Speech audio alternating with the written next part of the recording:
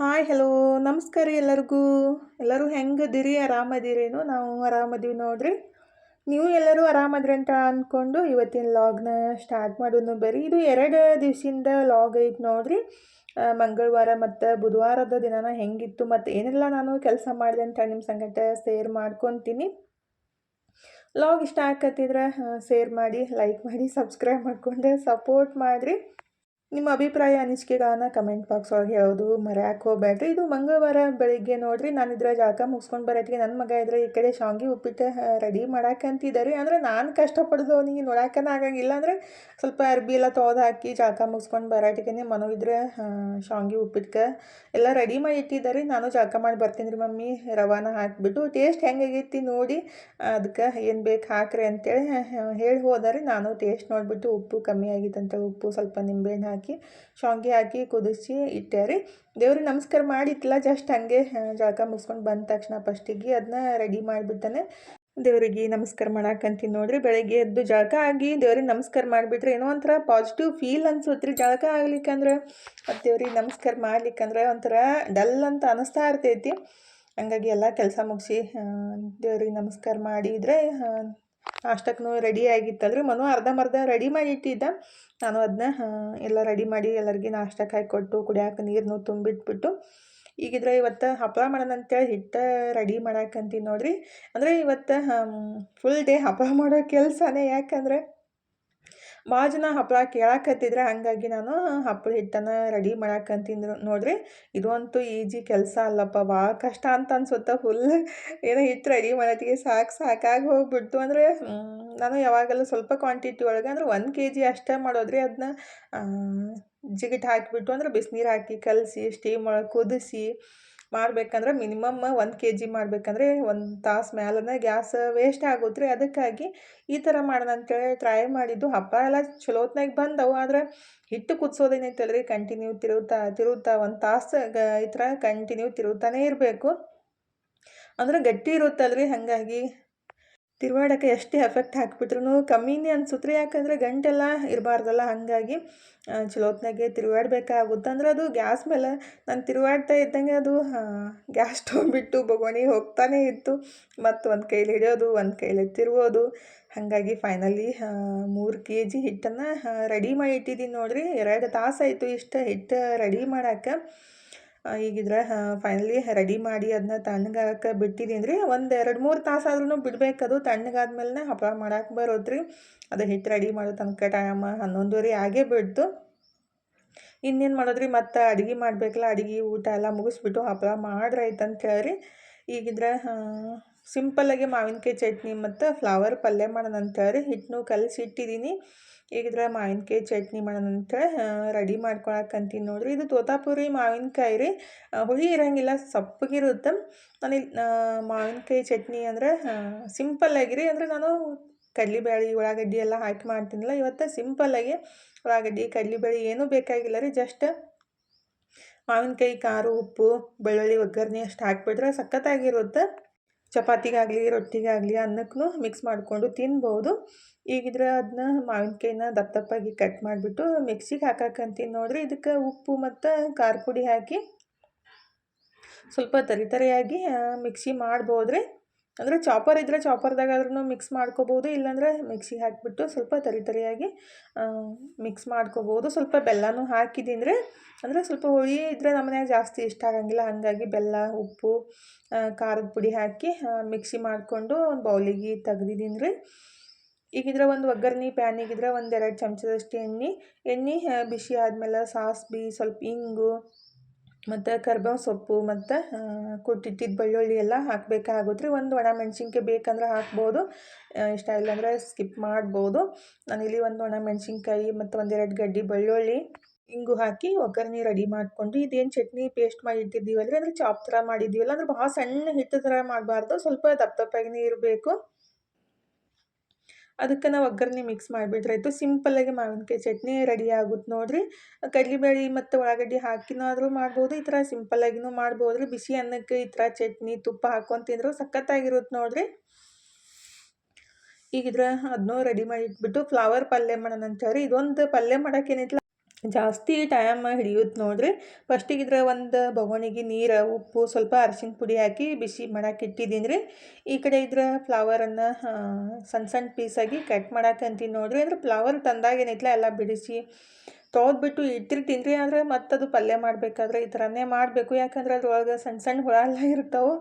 ಹಾಗಾಗಿ ಅದನ್ನ ಸ್ವಲ್ಪ ಬಿಸಿ ನೀರೊಳಗೆ ಉಪ್ಪು ಮತ್ತು ಅರಿಶಿನ ಪುಡಿ ಹಾಕಿ ತೊಳೆದ್ಬಿಟ್ಟಾದ್ರೂ ಮಾಡ್ಕೋಬೋದು, ಇಲ್ಲಾಂದ್ರೆ ಒಂದು ಕುದಿಸ್ಬಿಟ್ಟಾದ್ರೂ ಮಾಡ್ಬೋದು ರೀ.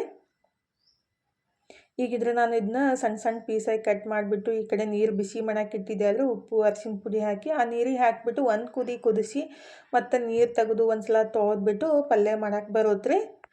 ಈಗಿದ್ರೆ ಕಟ್ ಮಾಡಿದ್ದ ಫ್ಲವರೆಲ್ಲ ಹಾಕಿಬಿಟ್ಟು ಚಲೋ ಹೊತ್ನಾಗ ಒಂದು ರೌಂಡ್ ಮಿಕ್ಸ್ ಮಾಡಿ ಮುಚ್ಚಿ ಒಂದು 2 ನಿಮಿಷ ಇಡಾಕಂತೀನಿ ನೋಡಿರಿ. ಈ ಕಡೆ ಏನಿತ್ತಲ್ಲ ಉಳ್ಳಾಗಡ್ಡಿನೂ ಸಣ್ಣಗೆ ಕಟ್ ಮಾಡ್ಕೊಂಡ್ಬಿಟ್ಟು ಮತ್ತು ಒಂದು ಹಸಿಮೆಣ್ಸಿನ್ಕಾಯಿ ಪೇಸ್ಟನ್ನು ರೆಡಿ ಮಾಡ್ಕೊತೀನಿ ರೀ. ಅಂದರೆ ಖಾರದ ಪುಡಿ ಆದ್ರೂ ಹಾಕಿಬಿಟ್ಟು ಮಾಡ್ಕೋಬೋದು. ಇವತ್ತು ನಾನು ಖಾರದ ಪುಡಿ ಹಾಕಂಗಿಲ್ಲ, ಟೊಮೆಟೊನೂ ಬಳಸಲಾರ್ದೆ ಸಿಂಪಲ್ಲಾಗಿ ರೀ ಈ ರೀತಿ ಮಾಡಿಕೊಟ್ಟಾಗ ನನ್ನ ಮಕ್ಕಳಿಗೆ ಜಾಸ್ತಿ ಇಷ್ಟ ಆಗುತ್ತೆ. ಮತ್ತು ಇದು ಹಂಗನೂ ತಿನ್ಬೋದು ರೀ, ಸ್ನ್ಯಾಕ್ಸ್ ಥರ ಟೇಸ್ಟ್ ಇರುತ್ತೆ. ಈಗಿದ್ರೆ ಉಳ್ಳಾಗಡ್ಡಿನೂ ಕಟ್ ಮಾಡಿಬಿಟ್ಟು ಒಂದು ಮಿಕ್ಸರ್ ಜಾರಿಗೆ ಸ್ವಲ್ಪ ಹಸಿಮೆಣ್ಸಿನ್ಕಾಯಿ, ಶುಂಠಿ, ಬೆಳ್ಳುಳ್ಳಿ ಹಾಕಿ ಪೇಸ್ಟ್ ಮಾಡಿ ತೊಗೊಂಡಿದ್ದೀನಿ ರೀ. ಈಗಿದ್ರೆ ಅದನ್ನ ಕುದಿಸ್ಬಿಟ್ಟು ಇಟ್ಟಿದ್ದೆ ಅಲ್ರಿ, ಒಂದು ಸಲ ನೀರೆಲ್ಲ ತೆಗೆದು ತೊಳೆದು ಅದನ್ನು ನೀರು ಜಾನಾಕಿ ಇಟ್ಟಿದ್ದೀನಿ. ಈಗಿದ್ರೆ ಒಂದು ಪಾತ್ರೆಗೆ ಎಣ್ಣೆ ಮತ್ತು ಸಾಸಿವೆ, ಸ್ವಲ್ಪ ಹಿಂಗು, ಕರಿಬೇವು ಸೊಪ್ಪು ಮತ್ತು ಕಟ್ ಮಾಡಿದ್ದ ಉಳ್ಳಾಗಡ್ಡಿ ರೀ, ಮತ್ತು ರುಚಿಗೆ ಎಷ್ಟು ಬೇಕಷ್ಟು ಉಪ್ಪು ಹಾಕಿಬಿಟ್ಟು ಉಳ್ಳಾಗಡ್ಡಿ ಸ್ವಲ್ಪ ಮೆತ್ತಗಾಗೋ ಮಟ್ಟ ಹುರ್ಕೋಬೇಕಾಗುತ್ತೆ ರೀ. ಉಳ್ಳಾಗಡ್ಡಿ ಸ್ವಲ್ಪ ಮೆತ್ತಗಾದ್ಮೇಲೆ ಏನು ನಾವು ಪೇಸ್ಟ್ ಮಾಡಿ ಇಟ್ಟಿದ್ದೀವಲ್ಲ ರೀ ಮೆಣಸಿನ್ಕಾಯಿ, ಶುಂಠಿ, ಬೆಳ್ಳುಳ್ಳಿ, ಅದನ್ನ ಪೇಸ್ಟ್ ಹಾಕಿಬಿಟ್ಟು ಚಲೋ ಹೊತ್ನಾಗ ಸ್ವಲ್ಪ ಮೆಣಸಿನ್ಕಾಯಿ ಹಸಿ ವಾಸನೆ ಹೋಗೋ ಮಟ್ಟ ಹುರ್ಕೋಬೇಕು. ಈಗ ಹಸಿಮೆಣ್ಸಿನ್ಕಾಯ್ದು ಹಸಿ ವಾಸನೆ ಹೋದ್ಮೇಲೆ ಸ್ವಲ್ಪ ಅರಿಶಿನ ಪುಡಿ, ಧನಿಯಾ ಪುಡಿ, ಗರಂ ಮಸಾಲ ಹಾಕಿ ಚಲೋ ಹೊತ್ನಾಗೆ ಒಂದು ರೌಂಡ ಮಿಕ್ಸ್ ಮಾಡಬೇಕು ರೀ. ಬೇಕಂದ್ರೆ ಸ್ವಲ್ಪ ನಿಂಬೆಹಣ್ಣಿನ ರಸ ಅಥವಾ ಆಮ್ಚೂರು ಪುಡಿನ ಬಳಸ್ಬೋದು ರೀ. ನಾನಿಲ್ಲಿ ಒಂದು ಸ್ವಲ್ಪ ಆಮ್ಚೂರು ಪುಡಿ ಹಾಕಿದ್ದೀನಿ. ಅಂದರೆ ಇವಾಗಂತೂ ನಿಂಬೆಹಣ್ಣಿನ ರೇಟ್ ಕೇಳಿಬಿಟ್ರೆ ತಲೆ ತಿರುಗುತ್ತೆ ರೀ. ಸರ್ಬತ್ತು ಮಾಡೋಕ್ಕೇ ನಿಂಬೆಹಣ್ಣು ಸಾಲಲ್ಲ, ಅಂದರೆ ಅದ್ರೊಳಗೆ ರಸನೇ ಜಾಸ್ತಿ ಇರಲ್ಲ. ಹಾಗಾಗಿ ಮಾವಿನ ಹಣ್ಣಿಂದ ಒಣಗಿಸಿದ ಪುಡಿ ಇರುತ್ತಲ್ರಿ, ಆಮ್ಚೂರು ಪುಡಿ, ಅದನ್ನ ಹಾಕಿಬಿಟ್ರೆ ಹುಳಿ ಆಗುತ್ತೆ ನೋಡಿರಿ ಸ್ವಲ್ಪ. ಈಗ ಅದನ್ನೆಲ್ಲ ಚಲೋ ಹೊತ್ನಾಗ ಮಿಕ್ಸ್ ಮಾಡಿಕೊಂಡು ಆಮೇಲೆ ಕುದಿಸಿಟ್ಟಿದ್ದ ಫ್ಲವರ್ನ ಹಾಕಿ ಚಲೋ ಹೊತ್ನಾಗ ಒಂದು ರೌಂಡ್ ಮಿಕ್ಸ್ ಮಾಡಬೇಕು ರೀ. ಕೊತ್ತಂಬರಿ ಸೊಪ್ಪು ಹಾಕಿಬಿಟ್ಟು ಮಿಕ್ಸ್ ಮಾಡ್ಕೊಂಡ್ರೆ ಆಯಿತು. ಮಸ್ತಾಗೆ ಡ್ರೈ ಗೋಬಿ ಪಲ್ಯ ರೆಡಿ ಆಗುತ್ತೆ ನೋಡಿರಿ. ಚಪಾತಿಗಾದರೂ ತಿನ್ಬೋದು, ಅನ್ನಕ್ಕೆ ಮಿಕ್ಸ್ ಮಾಡ್ಕೊಂಡಾದರೂ ತಿನ್ಬೋದು, ಇಲ್ಲಾಂದ್ರೆ ಹಂಗೆ ಒಂದು ಬೌಲಿಗೆ ಹಾಕ್ಕೊಂಡು ತಿಂದುಬಿಟ್ರೆ ಡಯಟ್ ಮಾಡೋರಿಗಂತೂ ಬೆಸ್ಟ್ ನೋಡಿರಿ. ಹೊಟ್ಟೆ ಫುಲ್ ಆಗಿಬಿಡುತ್ತೆ. ಅಂದ್ರೆ ಒಂದು ಚಪಾತಿ ಒಂದು ಬೌಲ್ ಪಲ್ಯ ತಿಂದುಬಿಟ್ರೆ ಹೊಟ್ಟೆ ತುಂಬುತ್ತೆ ನೋಡಿರಿ. ಹಾಗಾಗಿ ನಾನು ಸ್ವಲ್ಪ ಜಾಸ್ತಿನೇ ಪಲ್ಯ ಮಾಡೋದು. ಯಾವಾಗಲೂ ಸ್ವಲ್ಪ ಪಲ್ಯ ಜಾಸ್ತಿ ಮತ್ತು ಚಪಾತಿ ಸ್ವಲ್ಪ ಕಮ್ಮಿ ತಿನ್ನಬೇಕು. ಈಗಿದ್ರೆ ಮಸ್ತಾಗಿ ನಾನು ಪ್ಲೇಟ್ ರೆಡಿ ಮಾಡಿ ಕೊಡಾಕಂತೀನಿ ನೋಡಿರಿ. ಮಾವಿನಕಾಯಿ ಚಟ್ನಿ, ಫ್ಲವರ್ ಪಲ್ಯ, ಸ್ವಲ್ಪ ಸೌತೆಕಾಯಿ ಎಲ್ಲ ಕಟ್ ಮಾಡಿ ಕೊಟ್ಟು ನಾನು ಪ್ಲೇಟ್ ಹಚ್ಕೊಂಡು ಊಟ ಎಲ್ಲ ಮುಗಿಸ್ಬಿಟ್ಟು ಹಪ್ಪಳ ಹಿಟ್ಟು ರೆಡಿ ಮಾಡಾಕಂತೀನಿ ನೋಡಿರಿ. ಇವತ್ತಂತೂ ಮನೋಗೆ ಇಷ್ಟು ಸಿಟ್ಟು ಬಂದಿತ್ತಲ್ಲ, ಸಿಕ್ಕಾಪಟ್ಟೆ ಸಿಟ್ಟು ಬಂದಿತ್ತು. ಹಪ್ಪಳ ಯಾಕೆ ಮಾಡಾಕಂತೀರಿ ಹೇಳ್ರಿ ನೀವು ಕಷ್ಟಪಡೋದು ನಮಗೆ ನೋಡೋಕ್ಕಾಗಂಗಿಲ್ಲ ಮತ್ತು ನಮಗೂ ಮಾಡೋಕ್ಕಾಗಂಗಿಲ್ಲ. ಅದರೊಳಗೆ ಎಷ್ಟು ಸಂಪಾದನೆ ಮಾಡತ್ತೀರಿ, ಇಷ್ಟು ದಿವಸ ಸುಮ್ಮನೆ ಕುಂತೀರಿ, ಇವಾಗ ಕಷ್ಟಪಟ್ಟು ಒಮ್ಮೆ ಸಂಪಾದನೆ ಮಾಡ್ತೀನಿ ಅಂತೇಳಿ ಹೊಂಟೀರಿ, ಅದರೊಳಗೆ ಎಷ್ಟು ಸಿಗುತ್ತೆ ನಿಮಗೆ ಅಂಥೇಳಿ ಬಯಾಕತ್ತಿದ್ದಾರೆ. ಅಂದರೆ ಇಷ್ಟು ದಿವಸನೇ ಸುಮ್ಮ ಕುಂತೀರಿ, ಇನ್ನೊಂದು 2 ವರ್ಷ ಸುಮ್ಮ ಕುಂತ್ಬಿಟ್ರೆ ನಾವು ಜಾಬ್ ಮಾಡ್ತಿರ್ತೀವಿ, ಅವಾಗ ಆರಾಮಿರ್ತೀರಿ, ಯಾಕೆ ಕಷ್ಟಪಡತ್ತೀರಿ ಇಷ್ಟು ಅಂತೇಳಿ ಅನ್ನಾಕತ್ತಿದ್ದಾರೆ. ಅಂದರೆ ಇಷ್ಟು ಹಪ್ಪಳ ಮಾಡಬೇಕಾದ್ರೆ ನಮಗೆ ಇಡೀ ದಿವಸ ಟೈಮ್ ಹೋಯಿತು. ಅಂದರೆ ಇನ್ನೂ ಸ್ವಲ್ಪ ಹಿಟ್ಟು ಮಿಕ್ಕೈತ್ರಿ 3 kg ಒಳಗೆ. ನಾಳೆ ಮಾಡಬೇಕು ಅಂದರೆ ಜಾಗ ಸಾಲಂಗಿಲ್ಲ ಅಂತ ಹೇಳಿಬಿಟ್ಟಿದ್ದು ಎತ್ತಿ ಫ್ರಿಜ್ನಾಗ ಇಟ್ಟಿದ್ದೀನಿ. ನಾಳೆ ಬೆಳಗ್ಗೆ ಎದ್ದ ಕೂಡಲೇ ಮಾಡಕ್ಕೆ ಬರುತ್ತೆ ಅಂಥೇಳಿ. ಇದ್ರೊಳಗೇನು ಜಾಸ್ತಿ ಸಿಗಂಗಿಲ್ಲ ರೀ, ಯಾಕಂದರೆ ಅದ್ರ ಅಕ್ಕಿದ ತೊಳೆದು ಹಾಕಿ ಬೀಸ್ಕೊಂಡು ಬಂದು ಹಪ್ಪಳ ಹಿಟ್ಟು ರೆಡಿ ಮಾಡಿ 15 ಒಣಗಿಸಿ ಮತ್ತು ಕೊರಿಯರ್ ಕಳಿಸ್ಬೇಕಂದ್ರೆ ಎಷ್ಟೆಲ್ಲ ಶ್ರಮ ಇರುತ್ತೆ ಮತ್ತು ಎಷ್ಟು ದಿವ್ಸಿನ ಶ್ರಮ ಇರುತ್ತೆ ವಿಚಾರ ಮಾಡಿರಿ. ಅಂದರೆ ನಾನು ಕೇಳಾಕತ್ತಾರ ಅಂಥೇಳಿ ಮಾಡಿ ಕೊಡ್ಬೇಕಂಥೇಳಿ ನಾನು ಮಾಡಿದ್ದು. ಆದರೆ ಮನು ಮಾತ್ರ ಸಿಕ್ಕಾಪಟ್ಟೆ ಬಯಾಕತ್ತಿದ್ದಾರೆ. ಇರಲಿ ಹೇಳಪ್ಪಿ, ನನ್ನ ಕೈಲಿ ಆದಷ್ಟು ಮಾಡ್ತೀನಿ ಅಂತೇಳಿ ನಾನು ಹೇಳಿದ್ರು ಅವನಿಗೆ ಎಲ್ಲಿ ಕೇಳೋಷ್ಟು ಮನಸ್ಥಿತಿ ಇದ್ದಿತ್ತಿಲ್ಲ ರೀ. ಯಾಕಂದರೆ ಇಷ್ಟು ದಿವಸ ನೀವು ಕಷ್ಟಪಟ್ಟಿಲ್ಲ, ಈಗ ಒಮ್ಮೆ ಇಷ್ಟು ಕಷ್ಟಪಡೋದು ನಮಗೆ ನೋಡೋಕ್ಕಾಗಂಗಿಲ್ಲ ಅಂಥೇಳಿ. ಅಂದರೆ ಮನೆ ಕೆಲಸ ಮಾಡೋದು ಈ ಕಡೆ ಇದನ್ನೂ ಮಾಡೋದಂದ್ರೆ ಜಾಸ್ತಿ ಆಗುತ್ತೆ. ಮತ್ತು ಅದ್ರೊಳಗೆ ಜಾಸ್ತಿ ಏನು ಅಮೌಂಟ್ ಸಿಗಂಗಿಲ್ಲ. ಸುಮ್ಮನೆ ಜಾಸ್ತಿ ಕಷ್ಟಪಡಬೇಡ್ರಿ, ಮತ್ತು ಹಿಂದುಗಡೆ ಏನರೆ ಹೆಲ್ತ್ ಪ್ರಾಬ್ಲಮ್ ಆದ್ರೆ ಮತ್ತು ಅದನ್ನೂ ನಿಮಗೆ ತ್ರಾಸ ಆಗುತ್ತಂತೆ ಹೇಳಾಕತ್ತಿದ್ದಾರೆ. ಹಂಗೆ ಅಲ್ರಿ ಮಕ್ಕಳು ಜಾಸ್ತಿ ಕಾಳಜಿ ಮಾಡ್ತಾರೆ. ಅಂದ್ರೆ ಮನು ನಂಗೆ ಸ್ವಲ್ಪ ಜಾಸ್ತಿನೇ ಕಾಳಜಿ ಮಾಡೋದ್ರಿ. ಇವಾಗೂ ಅಷ್ಟೇ ನೋಡಿರಿ, ನಾನು ಜಳಕ ಮುಗಿಸ್ಕೊಂಬರಾಟಿಗೆ ಈ ಕಡೆ ಅವಲಕ್ಕಿ ತೊಯ್ಸಿಟ್ಟು ಉಳ್ಳಾಗಡ್ಡಿ ಮೆಣಸಿನ್ಕಾಯಿ 2 ಹೋಳು ಇಟ್ಟಿದ್ದೆ. ಅಂದರೆ ನೆಕ್ಸ್ಟ್ ಡೇ ರೀ ಇದು. ಬುಧವಾರ ಬೆಳಿಗ್ಗೆ ರೀ ಅದ್ರೊಳಗೆ ಜಳಕ ಮುಗಿಸ್ಕೊಂಬರಟ್ಟಿ ಈ ಕಡೆ ಅವಲಕ್ಕಿ ತೋಯಿಸಿ ಉಳ್ಳಾಗಡ್ಡಿ ಮೆಣಸಿನ್ಕಾಯಿ ಎಲ್ಲ ಕಟ್ ಮಾಡಿಬಿಟ್ಟು ಒಗ್ಗರಣೆ ಹಾಕೋದು ಅಷ್ಟೇ ಕೆಲಸ ಅಲ್ರಿ. ನಾನು ಈ ಕಡೆ ಒಗ್ಗರಣೆನೂ ರೆಡಿ ಮಾಡಿ ಅವಲಕ್ಕಿನೂ ರೆಡಿ ಮಾಡಿಟ್ಟು ನಾಷ್ಟಕ್ಕೆ ಎಲ್ಲರಿಗೆ ಹಾಕಿಕೊಟ್ಟು ನಾಷ್ಟ ಎಲ್ಲ ಮುಗಿಸಿ ಕುಂತಿದ್ದೆ ರೀ. ಇವತ್ತು ನನ್ನ ಮಗಳಿದ್ರೆ ನಾನು ಕಾಯಿಪಲ್ಯಕ್ಕೆ ಹೋಗ್ತೀನಿ ಪಪ್ಪ ಇವತ್ತು ಬುಧವಾರ ಐತಿ ಅಂದ್ರೆ ಪಪ್ಪ ಮನ್ಯಾಗಿದ್ರ ಹಂಗಾಗಿ ಮಾವಿನ ಹಣ್ಣು ತೊಂಬರೋಣ ಕಲ್ಲಂಗಡಿ ತೊಂಬರೋಣ ಅಂತೇಳಿ ಹೋಗಿ ತೊಗೊಂಡು ಬಂದ್ರಿ. ಹಾಲು ತಂದಿದ್ಲು, ಹಾಲು 1 ಲೀಟ್ರ್ ಎಲ್ಲ ಕೆಟ್ಟೇ ಬಿಟ್ಟು ನೋಡಿರಿ. ವೇಸ್ಟ್ ಏನು ಮಾಡಕ್ಕೆ ಹೋಗಂಗಿಲ್ಲ. ಪನ್ನೀರ್ ಮತ್ತು ಅದನ್ನೇ ಅದು ನೀರೇನಿರುತ್ತಲ್ಲ ಅದನ್ನು ಚಪಾತಿಗೆ ಹಾಕಿ ಕಲಿಸ್ಬೋದು. ಆದರೆ ಹಾಲು ಒಡೆದಾಗ ಸ್ವಲ್ಪ ಬೇಜಾರನೂ ಆಗೋತ್ರಿ. ಬೇಜಾರು ಮಾಡ್ಕೊಳಕ್ಕಿಂತ ಅದನ್ನ ಪನ್ನೀರ್ ಮಾಡಿಬಿಟ್ರಾಯ್ತು ಇನ್ನಷ್ಟು ಬೆಸ್ಟ್. ಪನ್ನೀರ್ ಮಸಾಲ ಮಾಡ್ಬೋದು ನೋಡಿರಿ.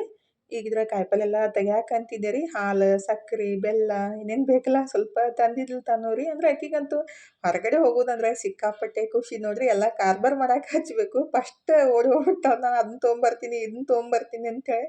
ಅಂದ್ರೆ ಮಾವಿನ ಹಣ್ಣು ಕಬ್ಬಿನ ಹಾಲು ಸದ್ಯಕ್ಕೆ ತಂದುಬಿಟ್ಟು ಫ್ರಿಜ್ನಾಗ ಇಟ್ಟಾಳು, ಊಟ ಮಾಡಿದ್ಮೇಲೆ ಕುಡಿಯೋಣ ಅಂತೇಳಿ. ಅಂದರೆ ವಿಚಾರನೂ ಮಾಡಕ್ಕೆ ಹೋಗಂಗಿಲ್ಲ ರೀ, ಸುಮ್ಮನೆ ತಗೋದ ಬಂದ್ಬಿಡೋದು ಆ ಥರ. ಏನು ಬೇಕಲ್ಲ ಎಲ್ಲ. ಈಗಿದ್ರೆ ಕಲ್ಲಂಗಡಿ ಮತ್ತು ಮಾವಿನ ಹಣ್ಣು ಎಲ್ಲ ತಂದಿದ್ಲ. ಮತ್ತು ಬೆಳ್ಳುಳ್ಳಿ ತೊಗೊಂಡು ಬಾ ಅಂತ ಹೇಳಿದ್ದೆ ರೀ. ಅಂದರೆ ಶುಂಠಿ ಬೆಳ್ಳುಳ್ಳಿ ಪೇಸ್ಟ್ ಮಾಡಕ್ಕೆ ಬರುತ್ತೆ ಅಂತೇಳಿ ರೀ. ಅಂದರೆ ನಾವು ಏನಂತಾರು ಈ ಥರ ಬಿಡಿ ಬಿಡಿಯಾಗಿರೋ ಬೆಳ್ಳುಳ್ಳಿ ತಂದ್ರೆ ನಮಗೂ ಸುಲಿಯಾಕೆ ಈಸಿ ಆಗುತ್ತೆ. ಒಡೆದು ಅದನ್ನೆಲ್ಲ ಬಿಡಿಸಿ ಮಾಡೋಕ್ಕಿಂತ ಇವು ಸ್ವಲ್ಪ ಒಂದು 10-20 ರೂಪಾಯಿ ಕಮ್ಮಿನೂ ಇರುತ್ತೆ ಮತ್ತು ಬಿಡಿಸೋ ಟೆನ್ಷನ್ ಇರಂಗಿಲ್ಲಲ್ರಿ. ಹಾಗೆ ಬಿಸಿಲಿಗೆ ಇಟ್ಟು ತಿಕ್ಕಿ ಕೇರ್ಬಿಟ್ಟು ಶುಂಠಿ ಬೆಳ್ಳುಳ್ಳಿ ಪೇಸ್ಟ್ ಮಾಡ್ಬೋದು ಅಂತೇಳಿ ರೀ. ಪಾಲಕ್ನೂ ತೊಗೊಂಡು ಬಾ ಅಂತ ಹೇಳಿದ್ದೆ ರೀ. ಸ್ವಲ್ಪ ಪಾಲಕ್ ಹಪ್ಪಳ ಮಾಡಬೇಕಿತ್ತು, ಹಾಗಾಗಿ ಪಾಲಕ್ ತೊಗೊಂಡು ಬಂದಿದ್ಲು. ಈಗಿದ್ರೆ ಅದನ್ನೆಲ್ಲ ಎತ್ತಿಟ್ಬಿಟ್ಟು ಇನ್ನು ಅಡುಗೆ ಮಾಡ್ಬೇಕು ರೀ. ಹಿಟ್ಟು ಕಲಸಿಟ್ಟಿದ್ದೀನಿ ಮತ್ತು ಡಬ್ಬು ಮೆಣಸಿನ್ಕಾಯಿ ಕಟ್ ಮಾಡಿ ಇಟ್ಟಿದ್ದೀನಿ ರೀ. ಅದ್ರ ಪಲ್ಯ ಮಾಡಬೇಕು. ನಮ್ಮ ಮನೆಯವರಿದ್ರೆ ಕಲ್ಲಂಗಡಿ ತಂದಿದ್ರೆ ಅದನ್ನೆಲ್ಲ ಕಟ್ ಮಾಡಿಬಿಟ್ಟು ಫ್ರಿಜ್ನಾಗ ಇಟ್ಬಿಟ್ರೆ ಅದು ಮನಗೆ ಇಷ್ಟ ಆಗುತ್ತೆ ರೀ. ಅಂದರೆ ಸ್ವಲ್ಪ ತಣ್ಣಗಿರ್ಬೇಕು ಅವನಿಗೆ ತಿನ್ನಕ್ಕೆ, ಅದಕ್ಕಾಗಿ ಕಟ್ ಮಾಡಿ ಫ್ರಿಜ್ನಾಗ ಇಡಾಕತ್ತಿದ್ರು. ಹೊರಗಡೆ ಎಮ್ಮೆ ಬಂದಿದ್ದು ರೀ, ಗಿಡ ಎಲ್ಲ ಹಾಳು ಮಾಡಾಕತ್ತಿದ್ದು ಅಂತೇಳಿ ನೋಡಾಕತ್ತಿದ್ದು. ಅಂದ್ರೆ ಹೂವಿನ ಗಿಡ ಏನೈತಿಲ್ಲ ಅದ್ರ ಮೇಲಿಂದ ಹಾಯಿಸ್ಬಿಟ್ಟು ಹೊಂಟಿತ್ತು ಎಲ್ಲ. ಅದು ಕಟ್ಟಿದ್ದೆ ನಾನು, ಎಲ್ಲ ಹರ್ಕೊಂಡ್ಬಿಟ್ಟು ಹೋಯಿತು. ಹಂಗೆ ಅಲ್ರಿ ಪ್ರಾಣಿಗಳಿಗೆ ಏನು ಗೊತ್ತಾಗುತ್ತೆ. ಈಗಿದ್ರೆ ಕಲ್ಲಂಗಡಿ ತಿಂದ್ಬಿಟ್ಟು ಮಸ್ತಾಗಿ ಇವತ್ತು ಡಬ್ಬು ಮೆಣಸಿನ್ಕಾಯಿ ಪಲ್ಯ ಮಾಡಾಕಂತೀನಿ ನೋಡಿರಿ. ಅಂದರೆ ಇದು ಕ್ಯಾಪ್ಸಿಕಮ್ ಥರನೇ ಇರುತ್ತೆ, ಆದರೆ ಜವಾರಿ ರೀ, ಖಾರ ಇರುತ್ತೆ. ಈಗಿದ್ರೆ ಅದು ನಾವು ಡಬ್ಬು ಮೆಣಸಿನ್ಕಾಯಿ ಅಂತೀವಿ. ಅಂದರೆ ಡಬ್ಬು ಮೆಣಸಿನ್ಕಾಯಿಗೆ ಡಬ್ಬು ಮೆಣಸಿನ್ಕಾಯಿ ಅಂತೀವಿ. ಈಗಿದ್ರೆ ಅದು ಪಲ್ಯ ಮಾಡಾಕಿದ್ರೆ ನಾನಿಲ್ಲಿ 1 ಬಟ್ಲಷ್ಟು ಶೇಂಗಾ, ಒಂದು ಅರ್ಧ ಬಟ್ಲಷ್ಟು ಗುರೆಳ್ಳ ಮತ್ತು ಅರ್ಧ ಬಟ್ಲಷ್ಟು ಎಳ್ಳು, ಒಂದು ಅರ್ಧ ಬಟ್ಲಷ್ಟು ಕೊಬ್ಬರಿನ ಹಾಕಿ ಹುರಿದು ಎತ್ತಿಡ್ಬೇಕಾಗುತ್ತೆ ರೀ. ಸ್ವಲ್ಪ ಸಣ್ಣ ಉರಿ ಒಳಗೆ ಫಸ್ಟಿಗೆ ಶೇಂಗಾನ ಹುರಿದ್ಬಿಟ್ಟು ಆಮೇಲೆ ಅಷ್ಟು ಹುರ್ಕೊಂಡು ಪ್ಲೇಟಿಗೆ ಎತ್ತಿಟ್ಟಿದ್ದೀನಿ ರೀ. ಈಗ 1-2 ದೊಡ್ಡ ಸೈಜ್ ಉಳ್ಳಾಗಡ್ಡಿನ ಕಟ್ ಮಾಡಿಬಿಟ್ಟು ಹುರ್ಯಾಕಂತೀನಿ ನೋಡಿರಿ. ಆ್ಯಕ್ಚುಲಿ ಇದು ನಾನು ಒಣಗಿರೋ ಉಳ್ಳಾಗಡ್ಡಿನ ಹುರಿದ್ಬಿಟ್ಟು ಈ ಮಸಾಲಕ್ಕೆ ಮಿಕ್ಸ್ ಮಾಡಿಬಿಟ್ರೆ ಆಯಿತು, ಸಖತ್ತಾಗಿರುತ್ತೆ ರೀ. ನೆನಪಾಗಲಿಲ್ಲ, ಆಮೇಲೆ ಹುರಿಯಂದು ನೆನಪಾಯಿತು. ಈಗಿದ್ರೆ ಅದೇ ಉಳ್ಳಾಗಡ್ಡಿ ಇದೇನೈತಲ್ಲ ಹಸಿದ ಎಣ್ಣೆ ಸ್ವಲ್ಪ ಉಪ್ಪು ಹಾಕಿ ಮೆತ್ತಗಾಗೋ ಮಟ್ಟ ಹುರ್ಕೋಬೇಕು ರೀ. ಈ ಕಡೆ ಮಿಕ್ಸರ್ ಜಾರಿಗೆ ಏನೈತಲ್ಲ ಶೇಂಗಾ ಮತ್ತು ಎಳ್ಳು ಹುರಿದಿಟ್ಟಿರ್ತೀವಲ್ಲ ಅದನ್ನ ಫಸ್ಟಿಗೆ ಪುಡಿ ಮಾಡಿಕೊಂಡು ಉಳ್ಳಾಗಡ್ಡಿ ಏನು ಹುರಿದಿಟ್ಟಿರ್ತೀವಲ್ಲ ರೀ ಸ್ವಲ್ಪ ಮೆತ್ತಗಾಗೋ ಮಟ್ಟ ಹುರಿಬೇಕು. ಅದನ್ನ ಮಿಕ್ಸರ್ ಜಾರಿಗೆ ಹಾಕಿಬಿಟ್ಟು ಅದಕ್ಕೆ ಸ್ವಲ್ಪ ಧನಿಯಾ ಪುಡಿ, ಗರಂ ಮಸಾಲ ಮತ್ತು ಖಾರದ ಪುಡಿ ಎಲ್ಲ ಹಾಕಕ್ಕೆ ಹೋಗ್ಬಾರ್ದು ರೀ. ಯಾಕಂದರೆ ಮೆಣಸಿನ್ಕಾಯಿ ಸಿಕ್ಕಾಪಟ್ಟೆ ಖಾರ ಇರ್ತಾವೆ. ಸ್ವಲ್ಪ ಅರಸಿನ ಪುಡಿ ಮತ್ತು ರುಚಿಗೆ ಎಷ್ಟು ಬೇಕಷ್ಟು ಉಪ್ಪು ಮತ್ತು ಸ್ವಲ್ಪ ಬೆಲ್ಲ ರೀ ಮತ್ತು ಹುಣಸೆಹಣ್ಣಿನ ರಸ ರೀ. ಇದಕ್ಕೆಲ್ಲ ಖಾರ ಹಾಕ್ಬಿಟ್ರೆ ತಿನ್ನಕ್ಕನ ಆಗಂಗಿಲ್ಲ ರೀ. ಮೆಣಸಿನ್ಕಾಯಿ ಜಾಸ್ತಿ ಖಾರ ಇರೋದ್ರಿಂದ ಅದನ್ನೇ ಜಾಸ್ತಿ ಖಾರ ಇರುತ್ತೆ. ಮತ್ತು ಖಾರದ ಪುಡಿ ಎಲ್ಲ ಹಾಕಕ್ಕೆ ಹೋಗಬಾರ್ದು. ಅಂದರೆ ದಪ್ಪು ಮೆಣಸಿನ್ಕಾಯಿ ಅಂತೀವಲ್ಲ ರೀ, ಅಂದರೆ ಕ್ಯಾಪ್ಸಿಕಮ್ ಇರುತ್ತಲ್ಲ ಅದಕ್ಕೆ ಬೇಕಂದ್ರೆ ಸ್ವಲ್ಪ ಖಾರದ ಪುಡಿ ಹಾಕಿ ಮಾಡ್ಬೋದು. ಈಗಿದ್ರೆ ನಾನು ಅದಕ್ಕೆ ಸ್ವಲ್ಪ ಕೊತ್ತಂಬರಿ, ಧನಿಯಾ ಪುಡಿ, ಗರಂ ಮಸಾಲ ಎಲ್ಲ ಹಾಕಿ ಇದರ ಪೇಸ್ಟ್ ಮಾಡಿ ತೊಗೊಂಡಿದ್ದೀನಿ ನೋಡಿರಿ. ಉಪ್ಪು ಮತ್ತು ಹುಣಸೆ ಹಣ್ಣು ಎಲ್ಲ ಹಾಕಿ ಈಗಿದ್ರೆ ಅದನ್ನೇನು ಮಸಾಲ ಇರುತ್ತಲ್ಲ ರೀ ಅದನ್ನ ಈ ಥರ ದಪ್ಪ ಮೆಣಸಿನ್ಕಾಯಿ ಒಳಗೆ ತುಂಬಬೇಕು ರೀ. ಅಂದರೆ ಒಂದೊಂದು ಕಡೆ ಸಿಗ್ತಾವೆ ಇವು, ಒಂದೊಂದು ಕಡೆ ಸಿಗಂಗಿಲ್ಲ ರೀ. ನಮ್ಮ ಕಡೆ ಇವನ್ನ ಡಬ್ಬು ಮೆಣಸಿನ್ಕಾಯಿ ಅಂತೀವಿ ನಾವು. ಆಲ್ಮೋಸ್ಟ್ ನಮ್ಮ ಕಡೆ ಎಲ್ಲರೂ ಮಾಡೇ ಮಾಡ್ತಾರೆ. ಈ ಥರ ಮಸಾಲ ಹಾಕಿಬಿಟ್ಟು ಮಾಡಿಬಿಟ್ರೆ ಇನ್ನೂ ಬೆಸ್ಟ್ ಆಗಿರುತ್ತೆ ರೀ. ಅದ್ರೊಳಗಿನ ಬೀಜ ಎಲ್ಲ ತೆಗೆದು ಬಿಡ್ಬೇಕು ರೀ. 4 ಭಾಗ ಮಾಡಿ ಬೀಜ ಎಲ್ಲ ತೆಗೆದ್ಬಿಟ್ಟು ಅದನ್ನ ಫಿಲ್ಲಿಂಗನ್ನು ಇದ್ರೊಳಗೆ ಹಾಕಬೇಕು. ಬೇಕಂದ್ರೆ ಫಸ್ಟಿಗೆ ಸ್ವಲ್ಪ ಹುರಿದ್ಬಿಟ್ಟು ಆಮೇಲೆ ಇದನ್ನ ಫಿಲ್ ಮಾಡ್ಕೋಬೋದು. ಇಲ್ಲಾಂದರೆ ಡೈರೆಕ್ಟಾಗಿ ಮಸಾಲ ಹಾಕಿ ಆಮೇಲೆ ಮತ್ತೆ ಹುರ್ಕೊಂಬಿಟ್ಟು ಮಾಡ್ಕೋಬೋದು ರೀ. ಜಾಸ್ತಿ ಖಾರ ಇರೋದ್ರಿಂದ ಮೆಣಸಿನ್ಕಾಯಿ ಬೀಜ ತೆಗಿಯೋ ಮುಂದಾಗನೇ ಕೈ ಉರಿಯಕ್ಕೆ ಸ್ಟಾರ್ಟ್ ಆಗಿಬಿಡ್ತೈತೆ ರೀ. ನಂದಂತೂ ಕೈ ಇವತ್ತು ಫುಲ್ ಡೇ ಕೈ ಉರಿದೈತೆ ನೋಡಿರಿ. ಅಂದರೆ ಅಷ್ಟು ಖಾರ ಇರುತ್ತೆ. ಈಗಿದ್ರೆ ಒಗ್ಗರ್ಣೆಗೆ ಎಣ್ಣೆ, ಸ್ವಲ್ಪ ಸಾಸಿವೆ ಇಂಗು ಮತ್ತು ಕುಟ್ಟಿದ ಬೆಳ್ಳುಳ್ಳಿ ಹಾಕಿದ್ದೀನಿ ರೀ. ಸಾಸಿವೆ ಅದೇನೋ ಹಾಕಕ್ಕೆ ಹೋಗಿಲ್ಲ. ಮತ್ತು ಜೀರಿಗೆ ಪುಡಿ ಹಾಕಿದ್ದೀನಿ. ಅದನ್ನ ಮಸಾಲ ರುಬ್ಬ ಮುಂದಾಗ್ರಿ. ಅಂದರೆ ಒಂದೊಂದು ಐಟಮ್ ಸ್ಕಿಪ್ ಆಗ್ಬಿಟ್ಟಿರ್ತಾವೆ ಹೇಳೋದು. ಜೀರಿಗೆ ಹಾಕಕ್ಕೆ ಹೋಗಿಲ್ಲ. ಜೀರಿಗೆ ಪುಡಿನ ಮಸಾಲ ರುಬ್ಬಂದಾಗ ಹಾಕಿದ್ದೀನಿ ರೀ.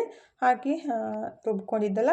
ಈಗ ಇದ್ರ ಒಗ್ಗರಣೆಗೆ ಅದನ್ನ ಎಲ್ಲ ತುಂಬಿಟ್ಟಿದ್ದು ಕ್ಯಾಪ್ಸಿಕಮ್ ಹಾಕಿ ಒಂದು ರೌಂಡ್ ಚಲೋ ಹೊತ್ನಾಗೆ ಮಿಕ್ಸ್ ಮಾಡ್ಕೊಂಡ್ಬಿಟ್ಟು ಸ್ವಲ್ಪ ಹೊತ್ತು ಮುಚ್ಚಿಟ್ಬಿಟ್ಟು ಆಮೇಲೆ ಸ್ವಲ್ಪ ಬೇಕಂದ್ರೆ ನೀರು ಹಾಕ್ಬೋದು. ಇಲ್ಲಾಂದ್ರೆ ಹಾಗೆ ಮುಚ್ಚಿಟ್ಟು ಸ್ವಲ್ಪ ಅಂದರೆ ಎಣ್ಣೆ ಜಾಸ್ತಿ ಹಾಕಬೇಕಾಗುತ್ತೆ. ನಾವು ಹಾಗೆ ಮಾಡ್ಕೋಬೇಕಂದ್ರೆ ಇದು ನಾವು ಎಲ್ಲರೂ ಟೂರ್ಗೆ ಹೋಗ್ಬೇಕಂದ್ರೂ ಸ್ವಲ್ಪ ಜಾಸ್ತಿ ಎಣ್ಣೆ ಹಾಕಿಬಿಟ್ಟು ಮಾಡಿಬಿಟ್ಟು ಒಂದು 4 ದಿವಸ ಆರಾಮ್ಸೆ ಇಟ್ಕೊಂಡು ಊಟ ಮಾಡ್ಬೋದು ರೀ. ನೀರು ಹಾಕ್ತೇ ಮಾಡಬೇಕಾಗುತ್ತೆ. ಅವಾಗ ಸ್ವಲ್ಪ ಎಣ್ಣೆ ಜಾಸ್ತಿ ಬಳಸ್ಬಿಟ್ಟು ಈ ರೀತಿ ಮಾಡಿಬಿಟ್ರೂ ಇದು ಒಂದು 2 ದಿವಸ ಇಡ್ಬೋದು ನೋಡಿರಿ, ಹಾಳಾಗಂಗಿಲ್ಲ. ಮತ್ತು 2ನೇ ದಿವಸ ಸ್ವಲ್ಪ ಖಾರನೂ ಕಮ್ಮಿ ಆಗಿರ್ತೈತಿ. ಚಪಾತಿಗಾಗಲಿ ರೊಟ್ಟಿಗೆ ಬಿಸಿ ಅನ್ನಕ್ಕೆ ಕಲ್ಸ್ಕೊಂಡು ತಿಂದ್ರೆ ಸಖತ್ತಾಗಿರುತ್ತೆ ನೋಡಿರಿ. ಅವಾಗೆಲ್ಲ ಹಾಗೆ ಈ ಥರ ಮೆಣಸಿನ್ಕಾಯಿ ಪಲ್ಯ ಮಾಡಬೇಕಂದ್ರೆ ಸ್ವಲ್ಪ ಜಾಸ್ತಿನೇ ಮಾಡ್ತಿದ್ರು. 2 ದಿವಸ ಆಗುತ್ತೆ ಅಂತೇಳಿ ನಾನು ಇಲ್ಲಿ ಒಂದು ಅರ್ಧ kg ಅಷ್ಟು ಮಾಡಿದ್ದೀನಿ ರೀ. ಈಗಿದ್ರೆ ಅದನ್ನ ನೀರು ಹಾಕಿ ಸ್ವಲ್ಪ ಮುಚ್ಚಿಟ್ಟಿದ್ದೀನಿ ರೀ ಕುದ್ಸಕ್ಕೆ. ಈ ಕಡೆ ಮಾವಿನಕಾಯಿ ಸೀಕರ್ಣಿನೂ ಮಾಡೋದಂತ ರೆಡಿ ಮಾಡ್ಕೊಳಕ್ಕಂತೀನಿ ನೋಡಿರಿ. ಒಂದು 4-5 ನಿಮಿಷ ಮುಚ್ಚಿಟ್ಟಾದ್ಮೇಲೆ ಮತ್ತೊಂದು ಸಲ ಚಲೋತ್ನಾಗೆ ಒಂದು ರೌಂಡ್ ಮಿಕ್ಸ್ ಮಾಡಿ ಮತ್ತೊಂದು 2 ನಿಮಿಷ ಮುಚ್ಚಿಡ್ಬೇಕಾಗುತ್ತೆ ಅಂದರೆ ಚಲೋತ್ನಾಗೆಲ್ಲ ಬೆನಿಬೇಕಲ್ಲ ಅದು ಮೇಲಿಂದ. ಹಾಗಾಗಿ ಈಗಿದ್ರೆ ಅದನ್ನು ಮಿಕ್ಸ್ ಮಾಡಿ ಮುಚ್ಚಿಟ್ಟು ಈ ಕಡೆ ಮಾವಿನಕಾಯಿ ಸೀಕರ್ಣಿ ಏನು ಮಾವಿನ ಹಣ್ಣಿನ ರಸ ಎಲ್ಲ ತೆಗೆದು ಇಟ್ಟಿದ್ದೆ ಅಲ್ರಿ, ಅದಕ್ಕೆ ಸ್ವಲ್ಪ ಉಪ್ಪು, ಬೆಲ್ಲ, ಏಲಕ್ಕಿ ಪುಡಿ ಹಾಕಿಬಿಟ್ರೆ ಮಾವಿನಕಾಯಿ ಸೀಕರ್ಣಿ ರೆಡಿ ಆಗುತ್ತೆ ನೋಡಿರಿ. ಇವಾಗಂತೂ ಮಾವಿನಕಾಯಿ ಸೀಸನ್ ಒಳಗೆ ದಿನಾ ಮಾವಿನಕಾಯಿ ಸೀಕರ್ಣಿ ಚಪಾತಿ ತಿಂದರೆ ಸಖತ್ತಾಗಿರುತ್ತೆ ನೋಡಿರಿ. ಈಗಿದ್ರೆ ಅದನ್ನೂ ರೆಡಿ ಮಾಡಿ ಇಟ್ಬಿಟ್ಟು ಈ ಕಡೆ ಏನು ಮೆಣಸಿನ್ಕಾಯಿ ಪಲ್ಯ ಮಾಡೋಕೆ ಇಟ್ಟಿದ್ದೆ ಅಲ್ರಿ ಅದನ್ನೂ ರೆಡಿ ಆಗಿತ್ತು. ಈಗಿದ್ರೆ ಅದನ್ನೂ ರೆಡಿ ಮಾಡಿ ಎತ್ತಿಟ್ಬಿಟ್ಟು ಇನ್ನು ಚಪಾತಿ ಅಷ್ಟು ಮಾಡಿಬಿಟ್ರೆ ಇವತ್ತಿನ ಮಧ್ಯಾಹ್ನ ಊಟದ ಅಡುಗೆ ರೆಡಿ ಆಗುತ್ತೆ ನೋಡಿರಿ. ಅನ್ನ ಮಾಡೋಕೆ ಹೋಗಂಗಿಲ್ಲ ಅಂದ್ರೆ ಅನ್ನ ಮಾಡ್ಲಿಕ್ಕಂದ್ರೆ ನಡೆಯುತ್ತೆ ರೀ, ಚಪಾತಿ ರೊಟ್ಟಿ ಮಾಡ್ಲಿಕ್ಕಂದ್ರೆ ನಡೆಯಂಗಿಲ್ಲ ನೋಡಿರಿ. ಸಂಜಿಕ ಅನ್ನ ಮಾಡಿಬಿಟ್ರಾಯ್ತು. ಇವಾಗಿದ್ರೆ ಬರೀ ಚಪಾತಿ ಅಷ್ಟೇ ಮಾಡ್ರೈತಂತೆ ಚಪಾತಿನೂ ಮಾಡಾಕಂತೀನಿ ನೋಡಿರಿ. ಬ್ಯಾಸ್ಗ್ಯಾಗಂತೂ ಚಪಾತಿ ತಿನ್ನಬಾರ್ದು, ಆದರೆ ನಮ್ಮ ಮನ್ಯಾಗ ಮಾತ್ರ ನೀವು ಚಪಾತಿ ಮಾಡ್ಲಿಕ್ಕಂದ್ರೆ ನಡೆಯಂಗಿಲ್ಲ ನೋಡಿರಿ. 3 ಹೊತ್ತು ಚಪಾತಿ ಕೊಟ್ಟರೆ ತಿಂತಾರೋ. ಆದರೆ ಏನು ಮಾಡೋದು, ರೊಟ್ಟಿ ಇಷ್ಟ ಆಗುತ್ತೆ. ನಾನು ಒಬ್ಬಕ್ಕಿಸ್ಲಿಂದ ಮಾಡ್ಕೊಳಕ್ಕಾಗಲ್ಲ.